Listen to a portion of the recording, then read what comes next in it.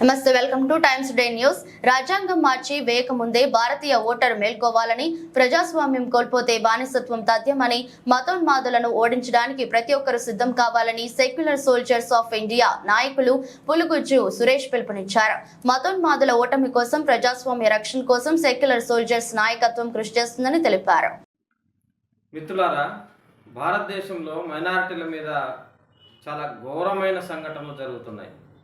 అవి పుస్తకాలలో, పేపర్లలో రాయడానికి వీలు కానటువంటి పరిస్థితులలో కనబడుతున్నాయి. అంటే పేపర్ మీద పెన్నుతో రాయలేనటువంటి సంఘటనలు ఈ దేశంలో మైనారిటీల మీద జరగడం, మిగతా సమాజం అంతా కూడా నోరు విప్పకుండా, గొంతు విప్పకుండా, మీడియాతో సహా మాట్లాడకుండా ఉండడం అనేది చాలా ఘోరంగా జరుగుతుంది. ఒక 2 రోజుల కిందట మణిపూర్ రాష్ట్రంలో 2 కుకీ క్రైస్తవుల మీద దాడి జరిగింది, చంపివేయబడ్డారు.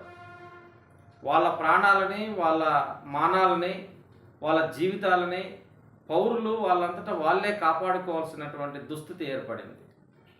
అంటే దేశంలో సమాజాన్ని, దేశాన్ని, దేశ పౌరులని, దేశంలో ఉన్న ప్రజల్ని కాపాడాల్సిన ప్రభుత్వమే వాళ్ళ మీద కక్షగట్టి, వాళ్ళ మీద సైన్యాన్ని ఉసిగొల్పి, వాళ్ళ మీద మిలిటెంట్లను ఉసిగొలిపి, మిలిటెంట్లకు ప్రభుత్వమే ఆయుధాలు ఇచ్చి వాళ్ళ మీద ప్రభుత్వమే దాడి చేస్తున్నప్పుడు వాళ్ళకి ప్రభుత్వం అవసరమా అనే ప్రశ్నలు కూడా మన ముందు వస్తున్నాయి. అయితే పౌర సమాజము నిమ్మకు నీరెత్తినట్టుగా మాకు సంబంధం లేదు అన్నట్టుగా ఉండటం అనేది ఈ దేశంలో మాత్రమే చెల్లుతుంది. మిత్రులారా, ఈరోజు మణిపూర్లో జరుగుతున్న సంఘటన, ఆడబిడ్డలు తిండి లేక వాళ్ళ ఊరును, వాళ్ళ గ్రామాన్ని, వాళ్ళ పల్లెను, వాళ్ళ ప్రజల్ని కాపాడుకోవడానికి గ్రామ సరిహద్దుల్లో ఉండి వాళ్ళు కాపలా కాస్తున్నారు. అంటే వాళ్ళ ఊరును వాళ్ళు కాపాడుకోవడానికి, వాళ్ళ ప్రాణాలని వాళ్ళు నిలబెట్టుకోవడానికి గత సంవత్సరం నుంచి పోరాడుతూ ఉంటే ఇంకా వాళ్ళకు తిండి ఏంటి, వాళ్ళ చదువులేంటి, వాళ్ళ భవిష్యత్తు ఏంటి, వాళ్ళ పిల్లలేంటి, వాళ్ళు ఎలా ఎదగాలి, వాళ్ళ ఉద్యోగాలు ఏంటి, ఇవన్నీ పెద్ద ప్రశ్నగా మారినటువంటి పరిస్థితి ఉంది. అయితే మణిపూర్లో మాత్రమే ఎందుకు ఇలా జరుగుతుంది అంటే, మణిపూర్లో జరుగుతుంది, ఛత్తీస్గఢ్లో జరుగుతుంది, ఇంకా కొన్ని ఈశాన్య రాష్ట్రాలలో, మధ్య భారతదేశంలో క్రైస్తవుల మీద, ముస్లింల మీద ఈ దాడులు భయంకరంగా జరుగుతున్నాయి. వీటన్నిటికీ కారణము ఒకటి, వీళ్ళు చూపిస్తున్నటువంటి మత వివక్ష. ఎక్కడైతే ఆదివాసీ క్రైస్తవులు ఉన్నారో, ఎక్కడైతే దళితులు క్రైస్తవులుగా ఉన్నారో, ఎక్కడైతే క్రైస్తవులు ముస్లింలు సమాజము బలంగా ఉంటుందో, ఎక్కడైతే ముస్లిం సమాజం బలహీనంగా ఉంటుందో, వీళ్ళందరినీ లక్ష్యంగా చేసుకొని వాళ్ళ మీద దాడులు చేసి వాళ్ళను బలహీనపరిచి ఈ బీజేపీ, ఆర్ఎస్ఎస్ వాదాన్ని నిలబెట్టడానికి, అంటే హిందుత్వవాదం, హిందూవాదం వేరు, హిందుత్వవాదం వేరు. హిందుత్వవాదం అంటే మొత్తం దేశంలో ఉన్న వనరులు అన్నీ కూడా హిందుత్వవాదుల చేతుల్లోకి వెళ్ళాలి. ఉదాహరణకి కనీసం డిగ్రీ కూడా చదవని వాడిని ఒక ప్రొఫెసర్ స్థాయి ఉద్యోగానికి ఈ మధ్యకాలంలో అపాయింట్ చేయడం జరిగింది. భారతదేశంలో ఎంతో ప్రతిష్టాత్మకంగా అమలవుతున్నటువంటి సైనిక పాఠశాలలు తీసుకొచ్చి ఆర్ఎస్ఎస్, విహెచ్పి వాళ్లకు 62% సైనిక పాఠశాలను వాళ్ళకు అప్పగించడం జరిగింది. ఈ ఆర్ఎస్ఎస్, బీజేపీ మతోన్మాదం, హిందుత్వవాదం చేస్తున్న దాడులకు తట్టుకోలేక వాళ్ళు సరిగా స్కాలర్షిప్లు ఇవ్వకపోవడం వల్ల, కాలేజీల్లో అనేక రకాల ఇబ్బందులు వాళ్ళను పెట్టడం వల్ల ఐఐటి, ఐఐఎం, ఎన్ఐటీస్లోని 13,600 మంది ఎమినెంట్ స్కాలర్స్, అంటే అత్యంత ప్రతిభావంతులు, వాళ్ళ చదువులను వదిలిపెట్టి రోడ్డు మీదకి రావాల్సి వచ్చింది.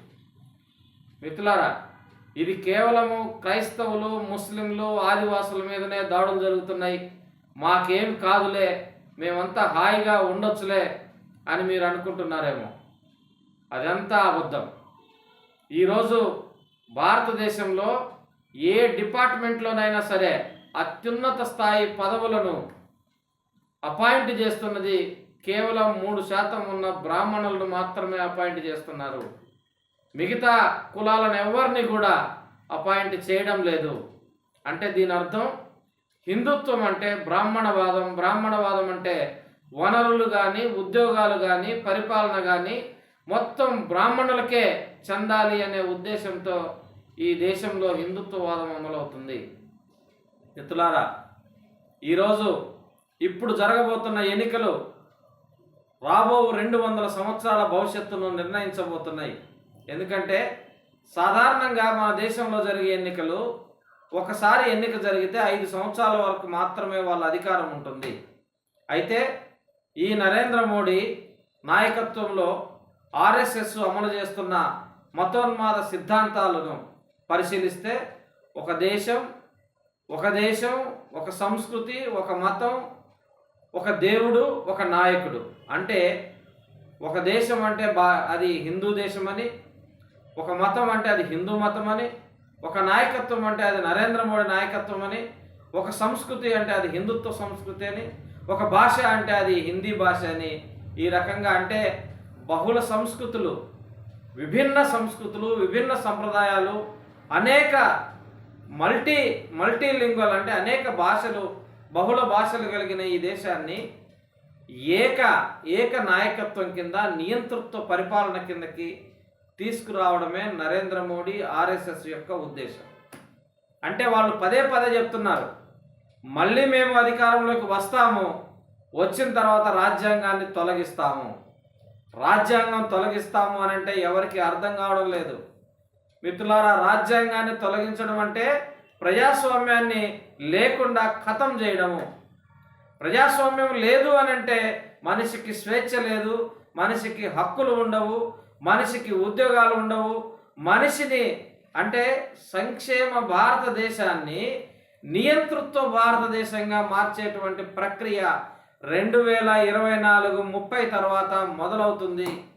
అది అధికారికంగా సెప్టెంబరు 27 నుంచి అది అధికారికంగా అమల్లోకి రాబోతుంది.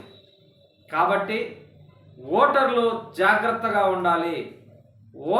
ఓటు వేసేటప్పుడు స్పష్టంగా ఆలోచించాలి. నీకు